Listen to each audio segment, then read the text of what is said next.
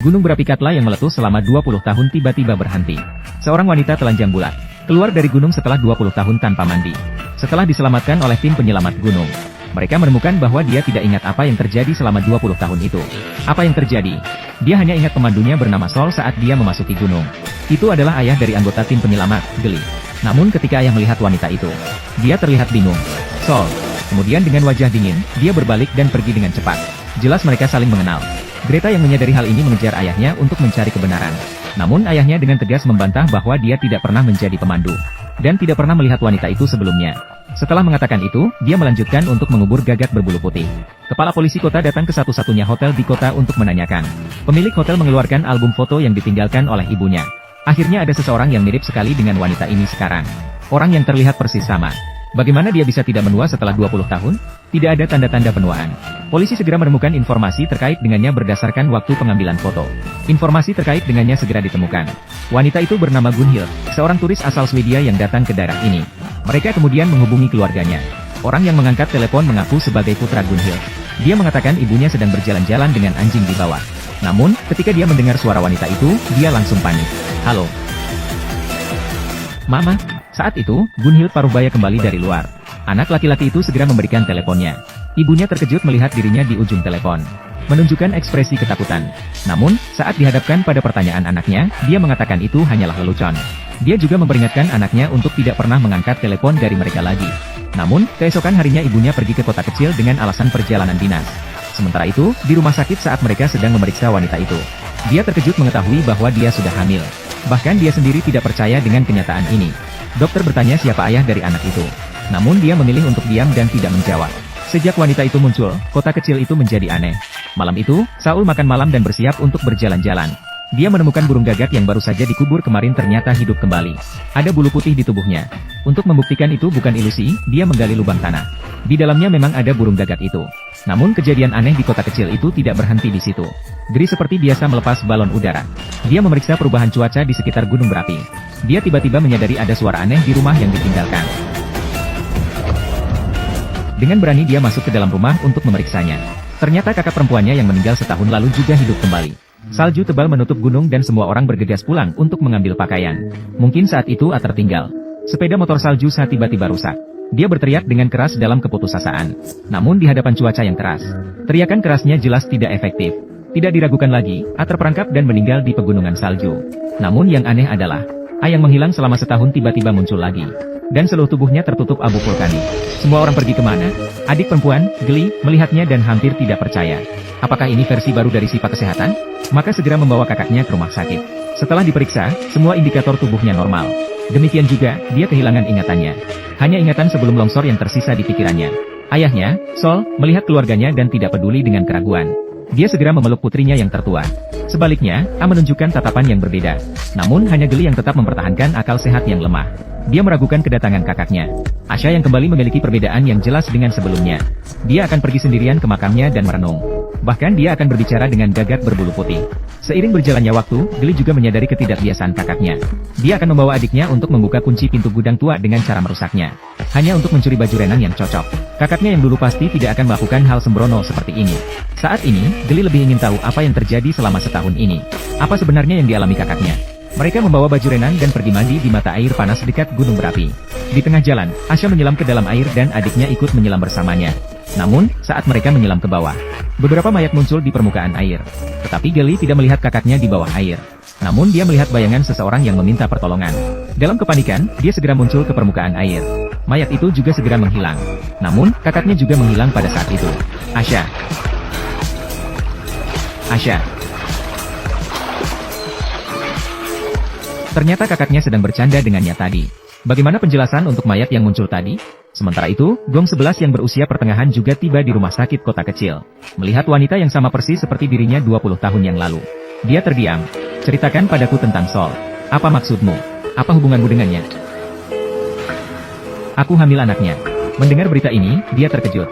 Karena 20 tahun yang lalu jelas-jelas dia yang hamil anak Sol. Dan anaknya sekarang sudah dewasa, tepat berusia 20 tahun. Keduanya tahu bahwa mereka adalah orang yang sama. Namun keduanya tidak mau mengakui kenyataan ini. Kejadian aneh ini tidak berakhir di sini. Ahli eksplorasi gunung berapi tiba-tiba mendengar suara di tempat tidurnya. Adegan menakutkan ketika dia perlahan menarik selimut turun terjadi lagi. Hitam. Ayah terkejut oleh kejadian yang tidak masuk akal ini. Malah anaknya mengunyah makanan seolah-olah tidak ada yang terjadi. Daring bertanya pada anaknya, apakah kamu makan makanan kebangkitan sebelum kecelakaan? Jawaban anaknya membuatnya sedikit terkejut. Sama seperti yang kamu makan. Mie yang dibuat ibunya. Dia tidak hanya bisa mengingat dengan tepat apa yang dia makan pagi itu. Dia juga tahu nama hewan peliharaan dan rahasia kecil yang hanya diketahui keluarga. Rahasia kecil yang hanya diketahui keluarga. Ternyata ingatannya hanya berhenti sebelum kecelakaan. Namun sebagai seorang peneliti ilmiah, bagaimana mungkin dia percaya pada kejadian gaib ini? Dia secara kasar memeriksa tubuh anaknya. Dan sebagai tindakan pencegahan, dia bahkan mencoba tes darah untuk memverifikasi hubungan kekerabatan. Malam itu anak laki-laki mengajukan pertanyaan yang diinginkan oleh semua. Anak kecil semua ingin tahu, apakah mereka bisa tidak pergi ke sekolah? Dan mengungkapkan ide melarikan diri dari sekolah. Misalnya jika saya patah kaki. Apakah saya bisa tidak pergi ke sekolah? Semua orang harus pergi ke sekolah. Jika semua orang di sekolah mati, apakah kita tidak perlu pergi lagi? Pemikiran berani dan obsesif anaknya membuatnya gemetar. Saat ini dia yakin bahwa anak yang mirip dengan wajah anaknya pasti bukan anaknya yang telah meninggal. Maka dia menahan diri dan mengurung anaknya di ruang gelap. Namun Dali mengabaikan satu hal, bahwa ada telepon darurat di gudang. Dengan cepat, anak laki-laki menggunakan tong minyak untuk menghubungi ibunya. Bahkan menyebutkan posisinya dengan tepat. Dan situasinya saat ini. Sejak kematian anaknya, ibunya belum pulih dari kesedihan. Sekarang mendengar lagi suara anaknya. Suara itu adalah ketakutan dalam ketakutan. Anak yang tampil secara khusus pasti tidak akan biasa. Lama-kelamaan, Dali tertidur di luar pintu. Pada saat itu, listrik di markas tiba-tiba mati. Rekan-rekan dari tim survei membuka gudang dan menemukan kabel rusak. Namun dia mengira kabel rusak itu disebabkan oleh tikus. Saat itu, Dali juga mulai sadar dan masuk ke dalam rumah, mencari jejak anak laki-laki. Tidak lama kemudian, rekan-rekan selesai memperbaiki kerusakan dan pergi. Namun Dali tetap tidak menemukan anak laki-laki tersebut. Apakah dia menggunakan ilmu menghilang dan melarikan diri melalui celah-celah lantai? Sebenarnya, anak laki-laki bermain petak umpet. Dia bersembunyi di dalam lemari di belakang pintu. Jika tidak ditemukan, dia bisa dengan leluasa pergi saat Dali keluar mencari. Dengan percaya diri meninggalkan tempat. Keesokan harinya, ibu datang dari luar kota ke desa. Setelah melihat anaknya, dia tidak peduli dengan Dali. Dan langsung memeluk anaknya ke dalam pelukannya. Di mata ibunya, ini adalah anaknya. Tidak ada yang bisa memisahkan mereka. Dali tidak bisa melaporkan ke polisi. Dia mengatakan bahwa ada orang yang hilang di sini. Dan membawa polisi untuk mengambil iblis ini. Namun istrinya merasa seperti memetik sayuran dari keranjang. Terlepas dari seberapa aneh anak ini, dia tetap adalah anaknya sendiri. Ayah melihatnya dan segera mengejarnya dengan mobil. Namun mobil rusak tidak lama setelah pergi. Saat itu, mereka terjebak dalam cuaca buruk yang dingin dan berangin. Namun yang terbawa angin bukanlah salju, melainkan abu vulkanik lokal. Namun ibu mengetahui kebenaran kecelakaan mobil anaknya dari percakapan yang tidak disengaja. Mengetahui kebenaran kecelakaan mobil anaknya pada tahun itu. Ternyata kecelakaan itu bukan kecelakaan, tapi sengaja dilakukan oleh anaknya. Karena sering diintimidasi oleh penindas di sekolah. Orang tua saya tidak ada di sini karena pekerjaan. Untuk menghibur secara langsung. Pada akhirnya, anak itu bergerak ke ujung yang lain. Setelah mengatakan itu, anak-anak melanjutkan. Jika seseorang mengganggunya sekarang, siapapun itu, dia akan mengambil senjata dan melawannya. Jika ayahmu mengurungmu, apakah kamu akan membalas? Tentu saja aku akan membunuhnya. Mendengar keberanian dan keteguhan hati anak laki-laki, ibunya merasa ngeri mendengar kata-kata anak laki-laki itu. Menyesal tidak mendengarkan nasihat baik suaminya. Memang dia bukan anak kandungnya. Maka ketika anak itu turun dari mobil dan buang air, dia melaju pergi dengan cepat. Hanya meninggalkan anak itu berteriak histeris di tengah padang gurun. Tapi tidak lama kemudian, ibunya menjadi luluh. Maka dengan cepat dia berbalik dan bersiap untuk mencari anaknya. Namun di tengah padang gurun yang luas, dia tidak melihat bayangan anaknya. Mungkin karena terlalu gelisah mencari. Namun dia tidak menyadari bahwa kambing tua itu hampir mati. Tenggorokan kambing tua itu dipotong.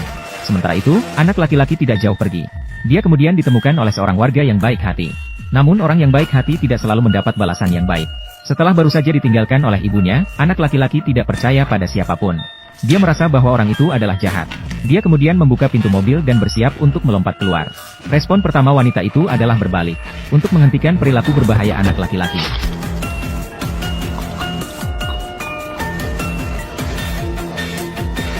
Pria itu panik saat melihat tragedi istrinya. Sambil menyelamatkan istrinya, dia mengabaikan pengemudi mobil. Akibatnya, mobil dan penumpangnya terlempar dari jalan. Kejutan, anak laki-laki selamat tanpa cedera. Namun dia tidak segera meninggalkan tempat kejadian. Dia hanya bisa melihat pria itu menghembuskan napas terakhirnya. Saat itu, ibu masih menyesali telah meninggalkan anaknya. Tidak disangka anaknya melakukan sesuatu yang tidak terduga. Bahkan dia kembali sendiri. Mereka bilang, jika tidak nekat, tidak akan mati. Tanpa disengaja, adik perempuan berada di bawah fondasi stasiun cuaca. Melihat mayat kering kakak perempuan. Tampaknya kakak perempuan yang hilang dalam longsor setahun yang lalu. Malah benar-benar menjadi mayat kering. Lalu siapa sebenarnya wanita ini yang mirip dengan kakak perempuan? Siapa sebenarnya dia? Melalui kejadian ini, adik perempuan tiba-tiba teringat akan perilaku anehnya. Dia muncul dengan cara yang sangat aneh. Seringkali dia berdiri sendirian di depan batu nisan sendiri. Bahkan berbicara dengan gagak berbulu putih. Saat bosan, dia akan memasukkan tangan ke dalam air hitam di tanah. Merasakan sensasinya. Saat memikirkan ini, adik perempuan tidak hanya mulai takut bahkan hingga merinding. Tidak lama kemudian, polisi mulai menanyai kakak perempuan tentang penemuan mayat kering. Dan bertanya apakah dia tahu identitas korban. Sebenarnya kakak perempuan tahu bahwa mayat kering itu adalah dirinya sendiri. Hanya saja dia tidak mau mengakui. Namun adik perempuan tidak mempertimbangkannya. Mengatakan langsung bahwa mayat itu adalah kakak perempuan sejati. Karena banyak pendapat yang berbeda, polisi harus mengambil DNA korban untuk menentukan kebenaran akhir. Namun meskipun begitu, wanita itu masih menjadi tikus jalanan yang dijauhi oleh semua orang. Sehingga dia hanya bisa seperti gelandangan, tinggal sementara di rumah sakit di kota kecil. Namun, kehidupan yang saling tumpang tindih membuatnya bingung dengan semua ini. Karena kota kecil itu dekat dengan gunung berapi. Sehingga cuacanya tidak menentu dan sering terjadi badai debu. Saat perjalanan di tengah jalan, adik perempuan pergi ke stasiun cuaca untuk berlindung. Tanpa sengaja, dia melihat pemandangan yang mengejutkan. Seorang wanita yang mirip sekali dengannya. Namaku Grima. Untuk mencegah situasi memburuk, dia membawa wanita itu pulang. Setelah wanita itu mandi, adiknya memeriksanya. Meskipun dia memiliki wajah dan ingatan yang sama dengan dirinya sendiri. Namun ingatannya berhenti sebelum kakaknya meninggal. Artinya kakaknya meninggal. Adiknya tidak tahan dengan pukulan dan mulai depresi. Dia tidak mengalami tahun itu. Apakah periode waktu itu adalah tanggal munculnya klon? Sementara itu, kepala polisi kota kembali ke rumah dan melihat pemandangan yang mengejutkan. Sang istri yang lumpuh selama bertahun-tahun tiba-tiba sembuh dan bisa memasak. Bahkan terlihat lebih muda dari sebelumnya, lebih dari 20 tahun. Namun ketika dia masuk ke kamar, dia baru menyadari bahwa istrinya yang lumpuh masih terbaring di tempat tidur dengan ketakutan yang luar biasa. Memang, siapa yang bisa tetap tenang setelah mengalami hal seperti itu? Akhirnya, dirinya yang lumpuh sekarang terlihat seperti orang yang tidak berguna. Tidak disangka sang kepala polisi tidak panik terhadap situasi aneh itu. Malah dia sangat senang. Bahkan dia merasa itu adalah anugerah dari Tuhan baginya. Ketika lawan melepas jaketnya dan menunjukkan punggungnya yang sedikit berdebu vulkanik, sang kepala polisi baru menyadari keparahan situasi. Dengan bertambahnya duplikat manusia di kota kecil, nafsu dan kejahatan manusia juga ikut datang. Grelma mulai menyadari, duplikat manusia lebih disukai suaminya daripada dirinya sendiri. Dan lawan dengan alami mengambil tempat tuannya. Mulai merenovasi rumah yang ada. Kamu pikir kamu siapa? Aku adalah kamu. Dalam situasi seperti ini, malah menjadi duplikat yang tidak diperlukan. Melihat istri baru yang sehat, jantung tua ini hampir meloncat keluar dan berdiri tegak.